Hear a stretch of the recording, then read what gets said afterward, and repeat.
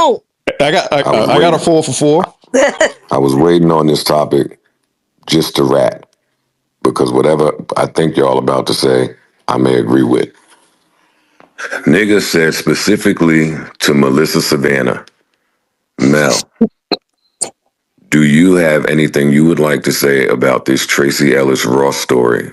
Because if you do not, we do not. You said that in the BTS. We would rather skip this. Yeah, you said that in the BTS today. I remember that. During the pre-production, y'all was working on the board. Oh, wherever. I don't know what's be in the BTS. She said, cool. And the very first thing out her mouth was, how do y'all feel about this? Which naturally led to whatever the fuck you heard. That's why you guys reacted like that. Okay. So I'm not wearing this one. I'm not wearing this one. But do you understand why she asked? Because I'm totally cool with never, ever discuss. We don't care about it. And then we got to sound like we care about it when we don't care. I don't think it's right.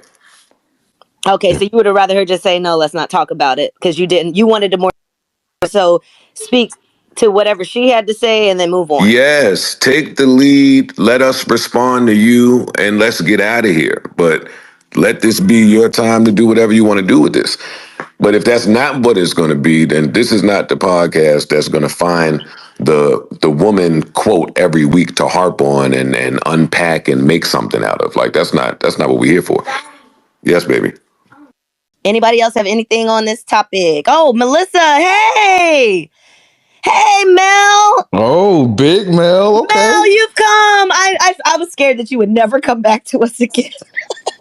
Why would you be afraid about that? Because all my favorites came on stage today. Oh my God. Like, seriously, like I know she's had a rough time with some of the assholes in this community. So that's why, and I respect people, doing what they have to take care of their mental health. But welcome up here, Mel. How are you? I'm great. How are you guys? We're great. I'm We're great. Hi, Mel. Welcome up. Thank you. I've been shooting at all the guys today, so I'm pretty good. From the start, honestly, from the musical intro, if I'm really being honest. Mm-hmm. So Okay. Mel, Yep. I'm sure you were listening. How are you feeling? What's going on? What's your thoughts?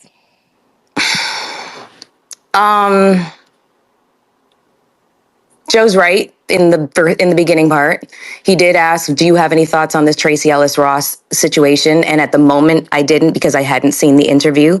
So I sat down and tried to catch up. And, every time Tracee Ellis Ross says something as it relates to her age, it's a conversation that happens to go viral. You really, on Twitter right now, it's Tracee Ellis Ross, it's Sinners, and it's Kendrick's concert. That's what everyone's fucking talking about. And the men have a lot to say about it. So the attitude, or the dismissive attitude about that particular conversation, is really kind of like pissing me off a little bit. And furthermore, whenever conversations come up like that, gender war-y kind of shit, they always say, Mel, what do you think? On this particular time, I have learned I'm not going to be the first one to speak. What I want to hear is, what do you guys think about this particular subject? And then I'm going to give my opinion. And then we will build off that conversation. But if there's no actual interest in hearing what I have to say about a woman-centric issue, then fine. We won't talk about it. I just feel like I couldn't win for losing in that particular situation. And also, I felt like the other guys in the conversation, the other guys on the pod, they were actually enjoying the conversation and having the conversation. Flip was very inquisitive about it, but he kept looking over and he kept getting signaled that this is not a point of interest and wrap it up. So it's just like, I don't know. It's one of those things where you don't really know how to, I don't know, you just kind of have to let the ebb and flow just go how it's going to go. I definitely see what you're saying about in the past, trying to learn from the past. Like, I thought the whole reason why you asked them to say their points of view was so that you could get a better understanding and communicate better to them, instead of just coming from it from your perspective. Like, we've like spoken about before. Yes, no, that is an excellent point. I did want to hear what their opinions were on it. I wasn't setting them up. I genuinely wanted to hear what they had to say, and I didn't want anything I had to say being of any sort of influence, bad, good, or indifferent. So I wanted to hear how they heard her. I wanted to hear, did you hear the words coming out of her mouth? And how did you process that?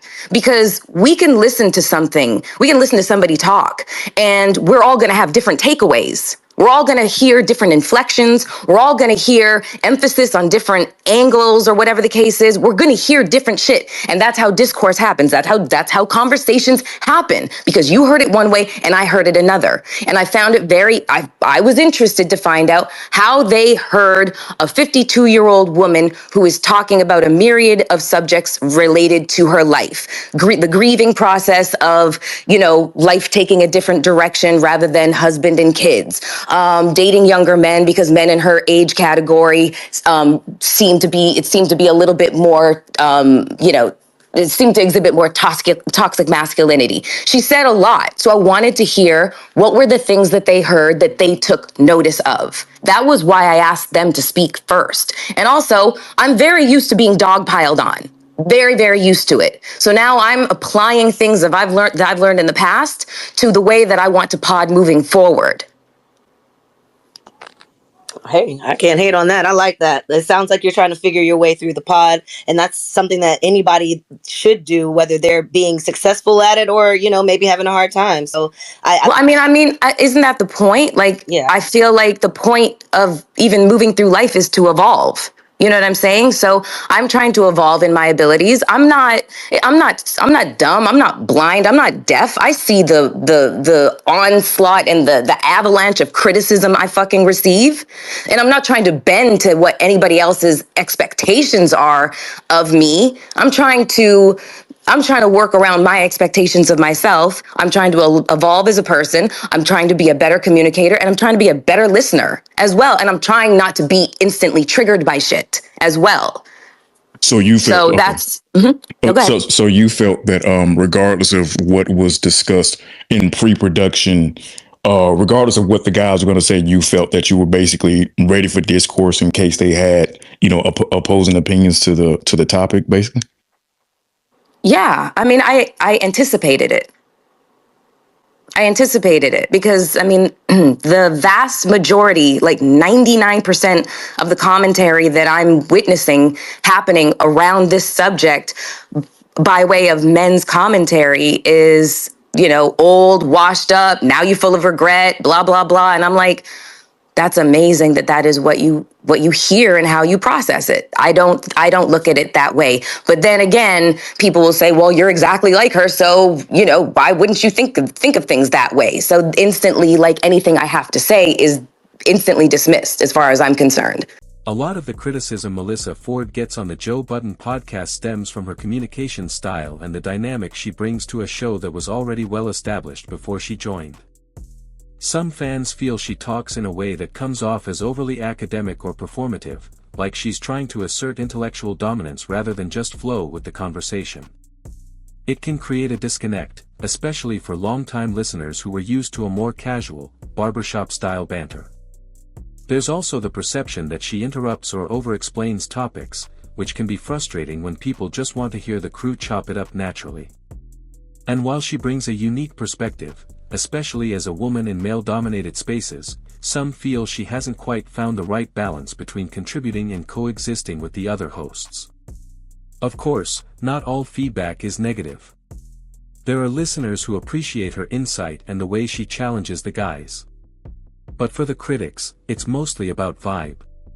They feel like her energy doesn't always match the tone of the podcast, and that can throw things off for an audience that's big on chemistry.